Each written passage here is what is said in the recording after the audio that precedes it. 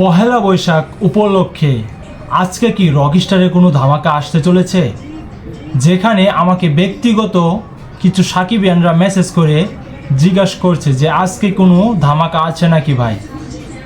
এর জন্য আমি কিছু ঘাটাঘাটি করে যে তথ্যটি পেলাম, আজকে ধামাকা না থাকলেও হয়তো 3 দিন বা 2 দিনের ভিতরে নেক্সট রকস্টারের একটি লুক আসবে, এটি জানা যাচ্ছে। কারণ যেখানে আমরা একটা ফার্স্ট লুক পেয়েছিলাম প্রথমে রকস্টার শাকিব খানের, আরেকটি লুক আমরা পাবো হয়তো 2-3 দিনের মধ্যে।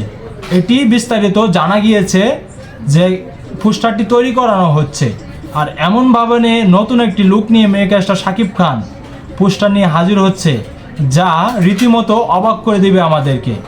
যেখানে এই ছবিটি এত হাইট তৈরি হয়েছে বর্তমানে, যেখানে আজকে পহেলা বৈশাখ গিয়েছে, তারপরেও এখানে ছবির শুটিং চলমান আছে।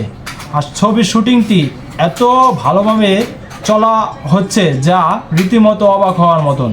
যেখানে কালকে একটি ভিডিও দেখেছিলাম যেখানে মেগাস্টার শাকিব খানের আঙ্গুলের মাথায় ট্যাটু, সেখানে এই ছবির আজকে শুটিংটি এমনভাবে চলছে রীতিমতো অবাক। কারণ আজকে পহেলা বৈশাখের দিনও ছাড় যায়নি, সকাল থেকে ছবির শুটিং চলমান আছে।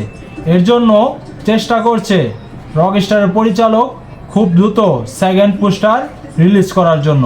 এটার জন্য 2-3 দিন সময় চেয়েছেন তিনি। এমনকি সাকিবিয়ানরা আপনাদের মতামত কি অবশ্যই কমেন্ট বক্সে কমেন্ট করে জানাবেন। আর চ্যানেল নতুন দর্শক হয়ে থাকলে চ্যানেলটাকে সাবস্ক্রাইব করে আমার পাশেই থাকবেন। ধন্যবাদ সবাইকে।